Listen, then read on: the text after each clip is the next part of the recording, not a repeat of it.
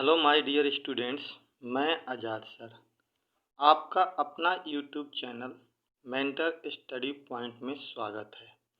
जैसा कि आप जानते हैं, मैं आप लोगों को अपने YouTube channel mentor study point के माध्यम से आधुनिक भारत का क्लास दे रहा हूं, जिसके अंतर्गत हम लोगों ने चैप्टर 4 में मराठा राज्य और संघ के बारे में पढ़ रहे हैं। और इस मराठा में हम लोगों ने अभी तक 2 वीडियो के माध्यम से परिचय, प्रारंभिक इतिहास, शिवाजी का जन्म, शिवाजी का राजनीतिक उत्कर्ष और शिवाजी का विजय अभियान के बारे में हम लोगों ने पढ़ लिया है। आज इस वीडियो के माध्यम से मैं आप लोगों को शिवाजी का राज्याभिषेक और शिवाजी का अंतिम विजय अभियान तथा शिवाजी के मरने के बाद जो उनके उत्तराधिकार हुए उनकी संघर्ष की कहानी बताऊंगा। ठीक है दोस्तों, ये आज हम लोग 3 टॉपिक पे इस वीडियो में चर्चा करेंगे। मुझे विश्वास है कि आप लोगों को वीडियो ये अच्छा लग रहा होगा और निश्चित तौर पे आपको समझ में आ भी रहा होगा और आपका जो कंसेप्ट है वो क्लियर हो भी रहा होगा। मैं आप लोगों को कई बार बोला हूँ कि आप वीडियो देखिए और इसका पीडीएफ मैं अपने टेलीग्राम चैनल पे डाल देता हूँ, वहाँ से उसका डाउनलोड कर लीजिएगा।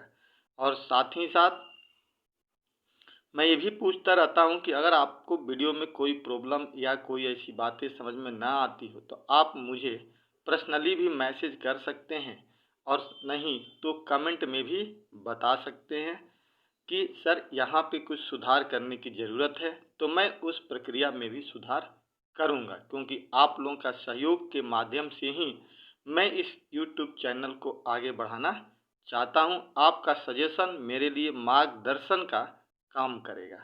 ठीक है दोस्तों, तो चलिए आज हम लोग बात करते हैं शिवाजी के राज्याभिषेक की।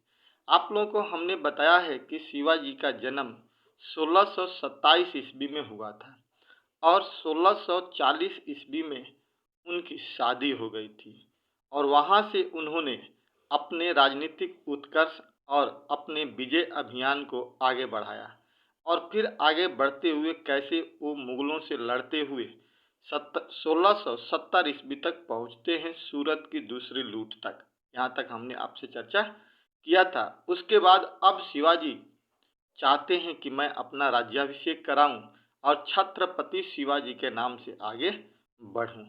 इसके लिए शिवाजी समय चुनते हैं 1674 ईस्वी का। 16 अब ये कहानी पहले समझ लीजिएगा, फिर उसके बाद से मैं इसका फैक्ट बता दूंगा। 1674 ईस्वी में शिवाजी अपना राज्याभिषेक रायगढ़ के किले में करवाना चाहते हैं।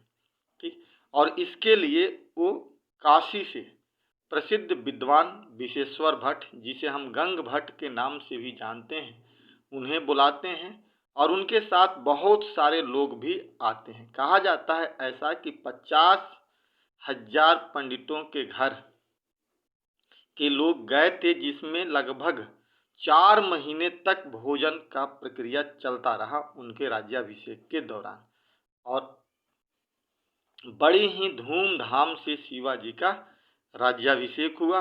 और इसी प्रक्रिया में 2 बार उनकी राज्याभिषेक होती है।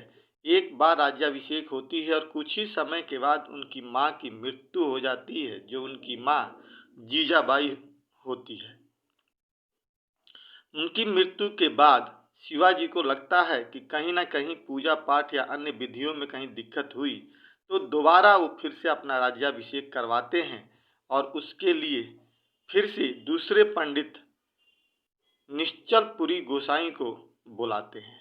तो इस प्रकार शिवाजी का राज्याभिषेक 2 चरणों में कंप्लीट हो जाता है। ठीक है दोस्तों, तो अब हम लोग इसको समझने का प्रयास करते हैं। एक आपने कंसेप्ट समझा, उसके बाद हम लोग देखते हैं। कह रहा है कि शिवाजी का राज्याभिषेक 1674 ईस्वी में रायगढ़ में हुआ। अपना राज्याभिषेक कराने के लिए शिवाजी ने काशी के प्रसिद्ध विद्वान विशेश्वर भट्ट अर्थात गंग भट्ट को बुलाया था। किसको बुलाया था? विशेश्वर भट्ट अर्थात गंग भट्ट को बुलाया था। विश्वेश्वर भट्ट ने एक ग्रंथ की रचना की थी जिसका नाम था कायस्थ धर्म प्रतीप। याद रखिए, कई बार क्वेश्चन पूछने की संभावना बन जाती है कि विश्वेश्वर भट्ट ने जो किताबें लिखी थी उसका नाम क्या था, तो कायस्थ धर्म प्रतीप। कह रहा है कि शिवाजी की दूसरी पत्नी सोयराबाई राजमसीही घोषित किया गया था, मतलब उनके साथ जो है बैठी थी पूजा पाठ कराने के लिए उनकी दूसरी जो पत्नी थी जिसका नाम सोयराबाई था। पहली पत्नी जो थी साईबाई निम्बलकर थी। ठीक है, इन्होंने सोने और तांबे के सिक्के भी चलाया था अपने राज्याभिषेक कराने के बाद। 1674 ईस्वी में उनकी मां जीजाबाई की मृत्यु हो गई। जैसा कि अभी हमने आपको इंट्रोडक्शन में बताया कि 1674 में जब उन्होंने अपना राज्याभिषेक कराया था उसी वक्त उनकी मां की मृत्यु हो गई, जिसके बाद शिवाजी ने अपनी दूसरी बार राज्याभिषेक करवाया और इसके लिए उन्होंने दूसरे पंडित निश्चलपुरी गोसाई को बुलाया। कौन से पंडित? तो निश्चलपुरी गोसाई दूसरी बार आए थे और पहली बार में कौन थे? विश्वेश्वर भट्ट, यानी इसे गंग भट्ट के नाम से भी जानते हैं। दूसरा राज्याभिषेक सितंबर 1674 ईस्वी में हुआ था। पहला हुआ था मई के आसपास में, दूसरा हुआ था सितंबर 1674 में। इस प्रकार शिवाजी ने अपना राज्याभिषेक 2 बार करवाया था। याद रखिए, कई बार ये सवाल पूछा जाता है कि शिवाजी, जैसे मॉडर्न हिस्ट्री में शिवाजी ने अपना राज्याभिषेक 2 बार करवाया था, उसी प्रकार मध्यकालीन भारत जो है, औरंगजेब का समय जो मुगलों का काल था, तो औरंगजेब ने भी अपना राज्याभिषेक 2 बार करवाया था। और दिल्ली सल्तनत में फिरोज शाह तुगलक जो था ना, उसने भी अपना राज्याभिषेक 2 बार करवाया था। तो ये 2 बार वाली कहानी ना आप तीनों याद रखिएगा। फिरोज शाह तुगलक, उसके बाद औरंगजेब और तीसरा शिवाजी थे जिन्होंने अपना राज्याभिषेक 2 बार करवाया था। ठीक है दोस्तों, तो ये कहानी मैंने आपको बताया, राज्याभिषेक शिवाजी का हो गया। अब जब शिवाजी का राज्याभिषेक हो गया तो आगे राज्याभिषेक कराने के बाद शिवाजी कुछ समय आराम करते हैं और उसके बाद वो फिर से अपना विजय अभियान शुरू करते हैं, जो उनके जीवन का अंतिम विजय अभियान होता है, जिसे हम शिवाजी का कर्नाटक अभियान कहते हैं। शिवाजी का कर्नाटक विजय अभियान जो 1676 से लेकर 78 तक चलता है, यानी 2 साल की प्रक्रिया होती है। तो अब हम लोग इसकी दूसरी बार चर्चा करते हैं। कहा था कि शिवाजी का अंतिम अभियान था ये कौन सा जी? तो कर्नाटक अभियान के दौरान जो उन्होंने जिंजी के किले को जीता था, ये उनके जीवन का अंतिम अभियान था, 78 तक चला। उसके बाद कहा जाता है कि शिवाजी का जो जीवन था वो 2 साल काफी ही कष्टदायक रहा। क्यों? क्योंकि उनके जो पुत्र थे, शिवाजी के जो पुत्र थे, कहानी समझिएगा, शिवाजी के जो पुत्र थे जिनका नाम था संभाजी, वो किसी कारणवश शिवाजी से कुछ मतभेद हुई होगी। उनकी पत्नी थी येसुबाई, संभाजी की पत्नी येसुबाई थी। उनको लेकर वो भाग करके दक्षिण चले गए थे और मुगलों से जाकर मिल गए थे। इससे शिवाजी काफी ज्यादा नाराज और दुखी भी हुए थे और इसी दुख में 2 साल तक उनका जीवन जो था काफी कष्टदायक रहा। उसके बाद अंतिम समय में उन्हें ज्वर यानी बुखार हो जाता है और उसके बाद वो मर जाते हैं 1680 में। इस प्रकार शिवाजी का जो जन्म 1627 में हुआ था और जो उन्होंने 1643 ईस्वी के बाद से अपना राजनीतिक उत्कर्ष और विजय अभियान की जो प्रक्रिया चलाई थी, वो 1680 तक आते आते समाप्त हो गया। ठीक है दोस्तों, तो ये चीज़ आपने समझने का प्रयास किया। फिर अब हम लोग इसी को बात करते हैं। कह रहा है कि यह शिवाजी का अंतिम अभियान था। शिवाजी ने 68 मतलब 1678 ईस्वी में जिंजी के किले को जीत लिया। जिंजी का किला अंतिम किला था। जिंजी के किले का विजय शिवाजी का अंतिम विजय था। मतलब पूछा जाए कि शिवाजी का अंतिम विजय अभियान कौन था जी, तो याद रखिएगा कर्नाटक और उसके अंदर अगर क्वेश्चंस आ जाए तो जिंजी का किला उनका अंतिम विजय अभियान था। इस प्रक्रिया को समझिएगा। अब कह रहा है कि शिवाजी के अंतिम 2 वर्ष काफी कष्टदायक रहा। इसी बीच 1678 ईस्वी में शिवाजी के पुत्र संभाजी अपने पत्नी येसुबाई के साथ भाग गए। मैंने अभी आपको कहानी में बताया कि 78 में ही शिवाजी के जो पुत्र थे संभाजी अपनी पत्नी येसुबाई के साथ भाग गए और दक्कन में मुगल सूबेदार दिलेर खां से जाकर मिल गए। मुगल का जो सूबेदार था दिलेर खां मिल गए। इन सब कारणों से शिवाजी 1680 ईस्वी में बीमार पड़ गए, यानी 1678 में भागे, तब से तो कष्टदायक जीवन बिताया उन्होंने, लेकिन 80 तक आते आते वो बीमार पड़ गए और 3 अप्रैल 1680 ईस्वी में तेज बुखार के कारण उनकी मृत्यु हो गई। बात समझ में आ गई। तो शिवाजी का मृत्यु कब हो गया जी? 1680 ईस्वी में। बाबू आप इसे याद रखिएगा। जन्म 1627 में हुई थी, याद रखिएगा। राजनीतिक जीवन के प्रक्रिया उन्होंने शुरू की थी 1640 में शादी करने के बाद 43 से, और इस प्रकार से वो आगे बढ़े थे। पुरंदर की संधि जो मैंने कल बताया था वो भी याद रखिएगा, बड़ी इंपॉर्टेंट है और पूछा जाता है। और सूरत की लूट पहली बार और दूसरी बार, ये दोनों क्वेश्चन हमेशा शिवाजी से रिलेटेड पूछा जाता है। तो यहाँ तक हमने कर लिया, उनकी मृत्यु हो गई। कहता है कि इनका अंतिम संस्कार सोयराबाई के पुत्र राजा राम ने संपन्न किया। उनकी जो दूसरी पत्नी थी, जिसे मान लीजिए पहली पत्नी जो थी साई बाई निम्बलकर थी, उन्हीं के पुत्र थे संभाजी, और दूसरी जो पत्नी थी जिसका नाम था सोयराबाई, उनके पुत्र राजा राम थे। तो आपने अभी देखा कि 2 साल पहले ही उनके पुत्र, जो बड़े पुत्र हैं जिनका नाम संभाजी है, वो भाग करके दक्षिण चले गए हैं। तो जब शिवाजी की मृत्यु होती है उस वक्त तो वहां पे वो नहीं होते हैं। तो ऐसी स्थिति में उनके जो दूसरे पुत्र होते हैं राजा राम, वो सारी गतिविधियों को पूरा करते हैं, क्रियाक्रम की प्रक्रिया को संपन्न करते हैं। शिवाजी के मृत्यु के समय संभाजी पन्हाला के दुर्ग में कैद थे, उधर पीछे की तरफ चले गए थे, मतलब मुगलों के अधीन चले गए थे। शिवाजी की 7 पत्नी थी, एक चीज याद रखिएगा, उनकी कितनी पत्नियां थी? 7 पत्नी थी। इनमें से पुतलीबाई एक पत्नी थी जिनका नाम था पुतलीबाई, उनकी मृत्यु के बाद वो सती हो गई थी। तो एक सवाल यहाँ से ये बनता है कि शिवाजी की 7 पत्नी में से कौन सती हुई थी? तो पुतलीबाई जो थी वो सती हो गई थी, याद रखिएगा। तो अब देखिए, अब हमने पहले तो ये समझने का प्रयास किया शिवाजी का राज्याभिषेक कैसे 74 में होता है, और 74 से लेकर के 78 तक वो कैसे रहते हैं, सॉरी 76 तक। उसके बाद हमने देखा 76 से 78 तक वो अपना विजय अभियान शुरू करते हैं, और उस विजय अभियान के दौरान उज्जैन के किला को जीत लेते हैं।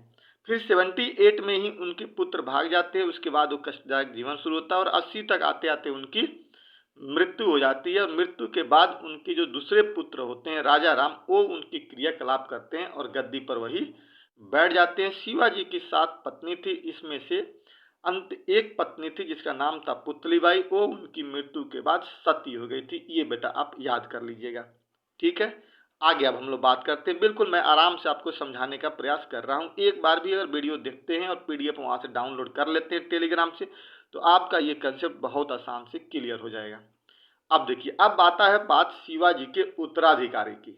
अब हम लोग यहाँ से करेंगे इस टॉपिक, लास्ट टॉपिक होगा आज के वीडियो के लिए, यही है शिवाजी के उत्तराधिकारी, यानी शिवाजी का जो उत्तराधिकारी लोग थे वो कैसे हुए। हालांकि कहा जाता है कि उत्तराधिकारी पतन की प्रक्रिया की तरफ आगे बढ़ जाता है, और यहीं पर कुछ समय के बाद जो औरंगजेब जो उत्तर भारत में मुगलों का साम्राज्य देखता है, राजा है, सुल्तान मतलब बादशाह है, वो अब इस समय दक्षिण में आने का प्रयास करता है शिवाजी के मृत्यु के बाद। जब तक शिवाजी रहते हैं तब तक वो दक्षिण नहीं आता है, मरने के बाद वो आता है, और फिर दक्षिण में ही ऐसा उलझ जाता है कि वापस नहीं जा पाता है, और अंतिम समय में अहमदनगर में उसकी मृत्यु हो जाती है। ये चीज हमने पहले भी पढ़ रखा है। तो अब हम बात करते हैं। देखिए, कह रहा है कि अब 21 अप्रैल 1680 ईस्वी को उत्तराधिकार का उल्लंघन करते हुए राजा राम का राज्याभिषेक किया गया। कुछ समय के बाद संभाजी का राज्याभिषेक हो गया। अब देखिए, इसमें एक शब्द आप देखिए, कह रहा है कि उत्तराधिकार का उल्लंघन करते हुए, यानी नियम के अनुसार जो बड़े बेटा था संभाजी, वही गद्दी पे बैठता शिवाजी के मृत्यु के बाद। लेकिन चूंकि संभाजी इस वक्त यहाँ नहीं थे, तो उनकी गैर मौजूदगी में राजा राम जो थे वो गद्दी पर बैठ गए। इसीलिए कहा गया है उत्तराधिकार का उल्लंघन, यानी दूसरे जो पुत्र थे उनको बैठने का अधिकार नहीं था, लेकिन चूंकि संभाजी नहीं थे तो राजा राम गद्दी पे बैठ गए। इस बार कुछ ही समय, इस प्रकार से कुछ ही समय तक बैठे। उसके बाद फिर संभाजी जब आते हैं तो इनको गद्दी से उतार देते हैं और अपने संभाजी गद्दी पर बैठ जाते हैं। इसलिए देखिए, मैं आपको राजा राम पहले लिखा हूँ 80। अगर क्रम मान लीजिए कभी पूछ दिया जाए कि उत्तराधिकार में कौन कौन बैठा, तो एक तो क्रम याद रखना पड़ेगा ना। भले 2 दिन के लिए ही राजा राम गद्दी पर बैठे, लेकिन बैठे तो सही। तो सबसे पहले राजा राम, कोई खास घटना नहीं होती है। फिर उसके बाद संभाजी द्वितीय आते हैं जो 1680 से लेकर के 1689 तक गद्दी पर बैठते हैं। ठीक है। कहा जाता है कि शिवाजी के मृत्यु के बाद मराठा साम्राज्य में आंतरिक फूट पड़ गया। आंतरिक फूट इसलिए पड़ गया बेटा क्योंकि अब राजा राम और संभाजी ये दोनों आपस में लड़ने लगते हैं, तो उत्तराधिकार को संघर्ष के लेकर के, क्योंकि राजा राम भी सक्षम होते हैं और चूंकि पहला पुत्र संभाजी होते हैं तो वो चाहते हैं कि मैं गद्दी पर बैठूं, तो इसके लेकर के क्या होता है, उत्तराधिकार का संघर्ष शुरू होता है और आंतरिक फूट पड़ जाता है। आपस में लोग बंटवारे की तरफ बंटने लगते हैं, कुछ पक्ष चला जाता है राजा राम के पास, कुछ चला जाता है संभाजी के पास, और उत्तराधिकार को लेकर संघर्ष शुरू हो गया। लेकिन अंतिम रूप से संभाजी ही गद्दी पर बैठ गए, तो हमने देख भी लिया, लेकिन संघर्ष जारी रहा। संभाजी के मां का नाम साईबाई निंबाळकर था, तो हम भी जानते हैं, जो शिवाजी की पहली पत्नी थी। इनका जन्म मतलब किनका, संभाजी का जन्म 1657 ईस्वी में हुआ था। केशव भट्ट और उमाजी पंडित इनके गुरु थे। जैसे हमने आपको बताया था कि शिवाजी के जो राजनीतिक गुरु, यानी एक तरह से कहा धार्मिक गुरु रामदास थे और राजनीतिक गुरु जो थे दादाजी कोंडदेव थे, उसी प्रकार से संभाजी का जन्म 57 में हुआ और इनके जो दो गुरु थे, एक का नाम केशव भट्ट और दूसरे का नाम उमाजी पंडित था। इनकी पत्नी येसुबाई थी, हमने चर्चा की पहले भी। इनके पुत्र का नाम साहू जी था। इनके पुत्र थे कौन, साहू जी, यानी शिवाजी के पुत्र संभाजी और संभाजी के पुत्र साहू जी। शिवाजी की मृत्यु के समय ये पन्हाला के दुर्ग में कैद थे। कौन, संभाजी। पहले भी मैंने बताया कि संभाजी उस समय पन्हाला के दुर्ग में कैद थे जब शिवाजी की मृत्यु 80 में हो जाती है। तो अब देखिए, अब कह रहा है कि इन्होंने अपना राज्याभिषेक रायगढ़ के किले में करवाया। अब जब वहां कैद थे, लेकिन कुछ समय बाद छूट करके आ जाते हैं और आ करके राजा राम जो गद्दी पर बैठे रहते हैं उनको हटा देते हैं और अपने गद्दी पर बैठ जाते हैं। और रायगढ़ में जहां पर शिवाजी ने अपना राज्याभिषेक करवाया था, वहीं पर ये भी अपना राज्याभिषेक करा लेते हैं संभाजी। यहां तक बाबू क्लियर हो गया। कह रहा है संभाजी के समय में अष्ट प्रधान का विघटन हुआ। अब देखिए, एक चीज मैं आपको बताता हूँ, अष्ट प्रधान क्या था। इसकी चर्चा हालांकि हम लोग अगले वीडियो में करेंगे जब शिवाजी का प्रशासन पढ़ेंगे, क्योंकि शिवाजी के प्रशासन के बारे में कहा जाता है कि शिवाजी इतना तेजी से तेज तरार थे और इतना आगे बढ़ रहे थे, पहाड़ी चूहिया भी कहा जाता है। शिवाजी को एक नाम उपमा दी गई थी औरंगजेब द्वारा, पहाड़ी चूहिया, तो याद रखिएगा, पहाड़ी चूहिया शिवाजी को कहा जाता है। तो गुरिल्ला युद्ध की इन्होंने नीति भी अपनाई थी। ये सब चीज़ छोटी छोटी चीज़ें बाद में बताता मैं, लेकिन अभी बता दिया, बीच बीच में आप याद करते चलिएगा। गुरिल्ला युद्ध की शुरुआत भी इन्होंने की थी, इन्हें पहाड़ी चूहिया भी कहा जाता है। हुआ ये था कि शिवाजी का एक प्रशासन था जिसमें अष्ट प्रधान थे, यानी 8 बहुत महत्वपूर्ण पद होता था, उसी पद को अष्ट प्रधान कहा जाता था। तो इस अष्ट प्रधान का विघटन यानी खत्म कर दिया किसने, संभाजी ने। तो एक तो जिसके बल पे शिवाजी चले आ रहे थे, उसी को इन्होंने खत्म कर दिया। 1689 ईस्वी में संभाजी और उनके भरोसेमंद अधिकारी जो कवि कलश था, उसको मुगल सेनापति मुकर्रब खां द्वारा हत्या कर दी गई। पकड़ लिया गया, पकड़ करके उसको घेर लिया गया और घेर करके संभाजी और उनके भरोसेमंद एक मंत्री अधिकारी था जिसका नाम था कवि कलश, इनकी 89 में हत्या कर दी गई थी, जिस वक्त औरंगजेब दक्षिण में ही था। संभाजी की हत्या के बाद राजा राम पुनः गद्दी पर बैठ गया। अब चूंकि वो जिंदा तो थे ही, उनके भाई थे, चचेरे भाई, मौसेरे भाई, तो वो उनके सौतेले भाई थे, सॉरी मौसेरे नहीं, सौतेले भाई थे, बैठ गए। ठीक है। अब आते हैं फिर राजा राम द्वितीय, याद रखना है अब यहाँ से, यानी संभाजी के बारे में हमने पढ़ लिया। अब करना है राजा राम द्वितीय। ये 89 से 1700 ईस्वी तक, यानी लगभग 1100 साल गद्दी पे बैठते हैं। इनके समय में कोई खास कुछ नहीं होता है, बंद ही बंद रहते हैं, यानी अब पतन हो रहा था और इधर दक्षिण में औरंगजेब चल गया था। कह रहा है कि संभाजी की मृत्यु के समय उनके पुत्र साहू जी मात्र 7 वर्ष के थे। जब संभाजी की मृत्यु हुई तो ये मात्र 7 वर्ष के थे, जिसके कारण राजा राम को गद्दी पर बैठा दिया गया, जिन्होंने 89 ईस्वी में रायगढ़ में अपना राज्याभिषेक तो करवाया, लेकिन मुगलों की डर की वजह से, चूंकि औरंगजेब दक्षिण में था, वो जिंजी के किला में छिप जाते हैं और वहीं पर 10 साल तक छिपे रहते हैं। वहां से निकलने के बाद जब बाहर निकलते हैं तो उनकी मृत्यु हो जाती है और उनके बाद उनका जो पत्नी होती है ताराबाई, वो गद्दी पर अपने पुत्र अल्पवयस्क पुत्र शिवाजी द्वितीय को बैठाकर संरक्षिका के रूप में शासन करना शुरू कर देती है। आगे हम लोग पढ़ेंगे। ठीक है दोस्तों। तो कह रहा है कि मुगलों के भय से इन्होंने जिंजी के किले में शरण ली थी। 89 में तो राज्याभिषेक करवाया कहाँ, रायगढ़ में ही, तीनों आदमी रायगढ़ में ही करवा रहे हैं, लेकिन जिंजी के किला में वहां से भाग करके ये शरण ले लेते हैं औरंगजेब ने रायगढ़ पर अधिकार कर लिया और येसुबाई और साहू जी को गिरफ्तार कर लिया। अब देखिए, जब वहां से वो भाग करके राजा राम चले जाते हैं कहाँ पे, जिंजी के किला में, और रायगढ़ में ही कौन रहते हैं, साहू जी, जो जो संभाजी के पुत्र होते हैं। और साहू जी की जो मम्मी होती हैं यानी संभाजी की पत्नी, जिनका नाम येसुबाई होता है, इन दोनों आदमी को, मतलब बेटा और माँ दोनों को औरंगजेब पकड़ करके कैद कर देता है। और ये लंबे समय तक कैद रहते हैं। कब तक, जब तक औरंगजेब जिंदा रहता है, यानी मरने के बाद ही इसको रिहा किया था इन दोनों आदमी को। याद रखिए, आगे हमें जरूरत पड़ेगी।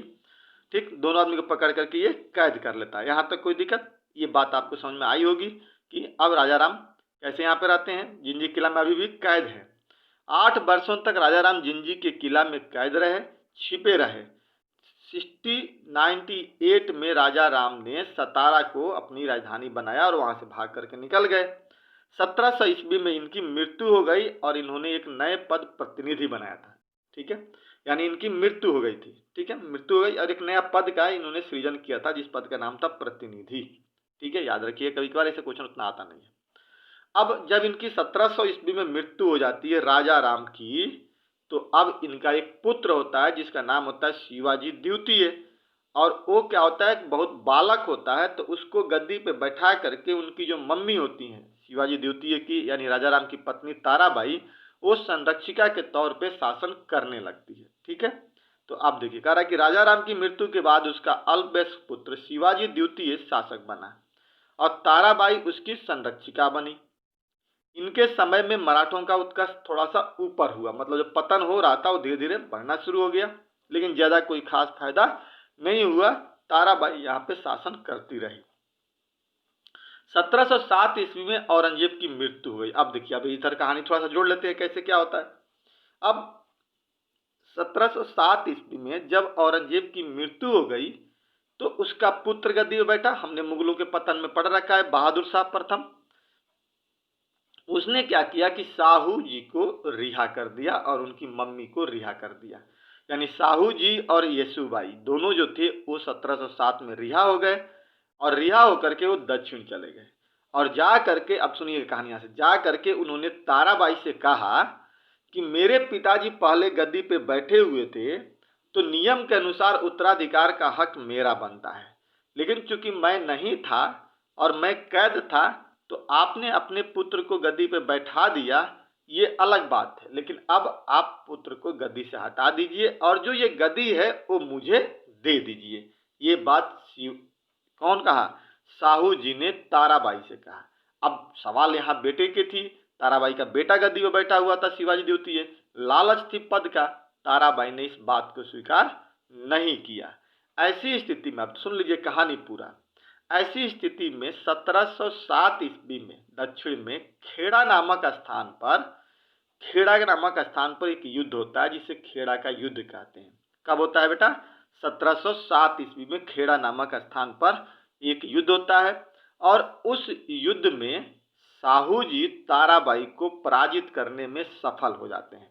ठीक है, यानी ताराबाई हार जाती है और जब ताराबाई वहां पे हार जाती है 1707 ईस्वी में, तो वह भाग करके दक्षिण कोल्हापुर चली जाती है। कहाँ चली जाती है जी, कोल्हापुर चली जाती है, कुछ सैनिकों को लेते हुए, मतलब कुछ सैनिक तो उनके भी पक्ष में थे यहाँ पे, तो कुछ सैनिकों को लेते हुए, कुछ सिपाहियों को लेते हुए वहां से भाग करके ताराबाई कहाँ चली जाती है, कोल्हापुर में, अपने पुत्र शिवाजी को ले करके।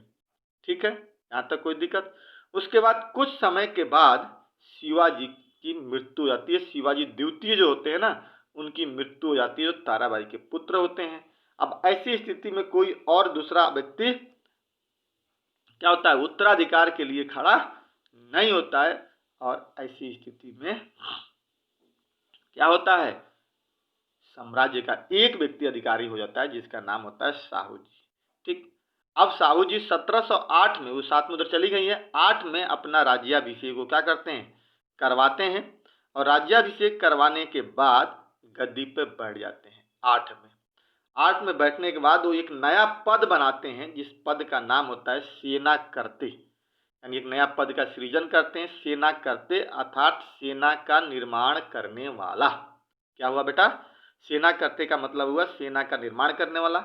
और उस पद पर एक व्यक्ति को नियुक्त करते हैं जिसका नाम होता है बालाजी विश्वनाथ। इसलिए उसको बनाते हैं क्योंकि जो सेनापति इनका होता है ना, तो युद्ध के दौरान वो सेनापति किसके साथ चला गया, ताराबाई के साथ कोल्हापुर चला जाता है। तो अब इनके पास सेनापति होता नहीं है, तो ऐसी स्थिति में उन्होंने सेनापति न रख करके एक सेना करते पद बनाता है 1708 में, और उस पद पर एक योग्य व्यक्ति जो बालाजी विश्वनाथ होते हैं उनको बैठाता है। और बेटा एक कहानी अब यहीं पे समझ लीजिए, यही बालाजी विश्वनाथ क्या होते हैं कि 1708 में जब गद्दी पर बैठते हैं तो धीरे धीरे ये शक्तिशाली होने लगते हैं, और साहू जी तो कमजोर होते ही होते हैं और ये शक्तिशाली होते हैं, और 1713 तक आते आते खुद को पेशवा घोषित कर देते हैं। क्या कर देते हैं, पेशवा यानी प्रधानमंत्री। और वहां से 1713 से आगे अब पेशवाओं की कहानी होती है जिसकी चर्चा हम लोग कल करेंगे, ठीक है। यानी शिवाजी का प्रशासन करेंगे और पेशवाओं का काल भी पढ़ेंगे। तो आपको मैं समझा दिया कि कैसे पेशवाओं की उत्पत्ति होती है। सेना करते से पद पे आते हैं बालाजी विश्वनाथ, और वहां से वो धीरे धीरे अपनी शक्ति को बढ़ाते हुए 1713 ईस्वी में खुद को पेशवा घोषित कर देते हैं, और उनके अंडर में अब जो होता है शिवाजी का वंशज वो शासन करने लगता है, और पेशवा यहाँ से आगे निकल लेते हैं, जिनके बारे में तो सभी लोग जानते हैं कि कितना उनकी उद्धव थी। ठीक है दोस्तों, तो ये कहानी मैंने आपको बताने का प्रयास किया। अब हम लोग आगे समझने का प्रयास करते हैं। अब देखिए, साहू जी 1707 ईस्वी से लेकर 1749 ईस्वी तक, ठीक।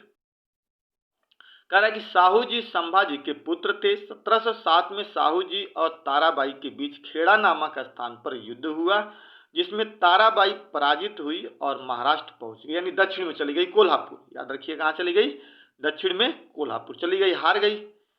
अब जब वो हार गई तो अब गद्दी पे कौन बैठ गए जी, साहू जी।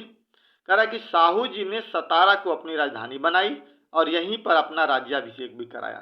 सतारा को इन्होंने राजधानी बना लिया और राज्याभिषेक क्या कराया, यहीं पर करा लिया।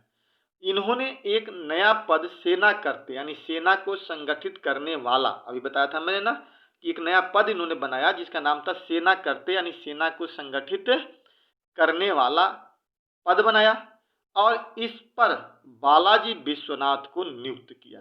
ठीक है दोस्तों, इसको नियुक्त किया बालाजी विश्वनाथ को, और फिर वहां से प्रक्रिया आगे बढ़ना शुरू हो गई। इसी बीच 1708 में मराठा राज्य दो हिस्सों में बट गया। जो 1707 में जो युद्ध हुआ था उसके बाद से वो जब चली गई तो दो हिस्सों में बट गया। उसी चीज को मैंने बताया कि उत्तर में सतारा राज्य साहू जी के नेतृत्व में आ गया, और दक्षिण में कोल्हापुर राज्य शिवाजी द्वितीय के अधीन यानी ताराबाई के नियंत्रण में आ गया। और इस प्रकार से अब यहाँ से पेशवा निकल जाते हैं, यानी 1713 में पेशवा जाते हैं, और वही पेशवा शक्तिशाली बन जाते हैं। बालाजी विश्वनाथ हो या बाजीराव प्रथम हो या बालाजी बाजीराव हो, इन सब के बारे में थोड़ा बहुत आपने भी सुना ही होगा, और ज़्यादा हम बताने का प्रयास करेंगे। ये बहुत ही शक्तिशाली उपद्रव थे, और इनके बारे में कहा जाता है कि इनकी जो राज्य था वो बहुत ही विस्तार था, अंग्रेजों को भी टक्कर देने में ये सक्षम थे, लेकिन कुछ कमियां थी जिसकी वजह से इनका पतन हो गया। ठीक है दोस्तों, तो इस प्रकार से अब हम लोग यहाँ से पेशवाओं के विषय में पढ़ेंगे। अब ये दक्षिण में चले जाते हैं और एक उत्तरवाद में दो हिस्सों में बट गया। इसी बीच क्या होता है कि 1749 में साहू जी की मृत्यु हो जाती है। तब उस जगह पर एक नया व्यक्ति गद्दी बैठता है जिसका नाम होता है राजा राम द्वितीय, जो 1749 से 50 ईस्वी तक रहता है। नाम मात्र के, क्योंकि पेशवा बहुत हो गए थे, नाम मात्र के होते हैं, और 50 में ही इस राजा की परंपरा को भी समाप्त कर देती है, शिवाजी के वंशज को समाप्त कर देती है, और मराठा का वास्तविक संगठनकर्ता कौन बन जाते हैं, पेशवा बन जाते हैं, जिसकी कहानी अगले वीडियो में करेंगे हम लोग। कह रहे कि शिवाजी द्वितीय के कोई पुत्र नहीं था। ताराबाई के कहने पे तथाकथित शिवाजी के पुत्र, मतलब एक कोई गोद ले लिए होंगे या किसी को अडॉप्ट कर लिए होंगे, शिवाजी द्वितीय के पुत्र राजा राम द्वितीय छत्रपति बन गए। किसी तरह से कहने पे साहू जी के मरने के बाद राजा राम द्वितीय गद्दी पर बैठे। लेकिन 1750 ईस्वी में बालाजी बाजीराव से राजा राम द्वितीय की संगोला की संधि होती है। याद रखिए, बहुत महत्वपूर्ण संधि है संगोला की संधि। इसी संधि से मराठों पर, मतलब मराठा जो साम्राज्य था उस पर पेशवाओं का अधिकार पूर्ण रूप से हो जाता है। संगोला की संधि हुई, इसके बाद मराठा संगठन का वास्तविक नेता कौन बन गए, पेशवा बन गया। इस समय बालाजी बाजीराव था, यानी बालाजी विश्वनाथ, फिर बाजीराव प्रथम, फिर बालाजी बाजीराव, फिर आगे वैसे बढ़ेंगे लोग। इस समय मराठा संगठन का वास्तविक नेता कौन बन गए, पेशवा बन गए। इस प्रकार 1750 ईस्वी तक आते आते शिवाजी का वंशज समाप्त हो गया। हालांकि इसको राजा राम द्वितीय को वो कर लिया गया, पकड़ करके अलग कैद कर दिया गया, अपने जीवन तक वहाँ पर रहा, लेकिन प्रक्रिया अपना खत्म हो गई। तो इस प्रकार हमने देखा कि जो शिवाजी ने 1627 ईस्वी में जिस मराठा को आगे बढ़ाने का संकल्प लिया और आगे बढ़ते रहे, उसकी पतन 1750 ईस्वी में आकर के हो जाती है। और उनके उत्तराधिकारी का ये, अब उनके संगठन के आगे लेकर चलने वाले जो लोग होते हैं वो पेशवा हो जाते हैं। और पेशवा जब आगे बढ़ते हैं तो अब हम लोग पेशवा और पेशवा की लड़ाई अंग्रेजों से पढ़ेंगे, लेकिन शिवाजी का प्रशासन भी इसके पहले हमें देखना है कि इन्हीं प्रशासन के बल पे शिवाजी कैसे आगे बढ़ रहे थे। मैं उससे ज़्यादा नहीं, थोड़ी सी क्वेश्चन जो पूछी जाती है वही संक्षेप में बताऊंगा, क्योंकि ज़्यादा तो वहाँ से मेंस में क्वेश्चन बनता है, उसकी ज़रूरत आपको है नहीं, लेकिन संक्षेप में थोड़ा बताऊंगा। अष्टप्रधान वगैरह के बारे में, उनका जो चौथ था, सर देशमुख था, इस सब की चीज़ बारे में क्वेश्चन पूछा जाता है, इसकी चर्चा हम लोग कर लेंगे और फिर पेशवा के बारे में पढ़ेंगे। ठीक है दोस्तों, इस प्रकार से मुझे विश्वास है कि आप लोगों को ये वीडियो अच्छा लगा होगा। नहीं अच्छा लगा होगा तो मैंने पहले भी आपको बताया था शुरुआती दौर में ही कि आप कोई सजेशन हमें दीजिए, कोई हमें सलाह दीजिए, हमें सजेस्ट कीजिए कि सर आप ऐसे करो वैसे करो। और ये आप मेरे व्हाट्सअप नंबर पे भी आप कर सकते हैं, और नहीं तो आप कमेंट में भी कर सकते हैं। हम उसको सुधार करने की प्रक्रिया करेंगे और उसमें सुधार किया करने की कोशिश करेंगे, और कोशिश करेंगे कि हम कैसे और बेहतर से बेहतर आपको पढ़ाने का प्रयास करें, ताकि आप अपने घर बैठे इस समय लॉकडाउन की स्थिति में अपनी तैयारी अच्छी तरह से करते रहें। मेरी थोड़ी सी प्रयास से आपको अगर ज़्यादा फायदा हो जाए तो मैं पूरी प्रयास करूंगा, ताकि आपको अपने अंतिम मंजिल तक पहुंचाने में मैं सफल रहूं। ठीक है दोस्तों, इसी के साथ मैं आपसे एक रिक्वेस्ट कर रहा हूं कि अगर अभी तक आपने चैनल को सब्सक्राइब नहीं किया होगा तो प्लीज़ आप सब्सक्राइब कर दीजिए, और लाइक और एक कमेंट जरूर कीजिएगा, और अपने मित्रों के बीच में ज़्यादा से ज़्यादा इसको शेयर करने का प्रयास कीजिए, ताकि चैनल जल्दी से जल्दी आगे बढ़े और हम लोग एक बड़ा मेंटर का परिवार के साथ जुड़ने में सफल हों, मेंटर स्टडी पॉइंट का एक फैमिली बने और उसको हम लोग आगे लेकर के चलें।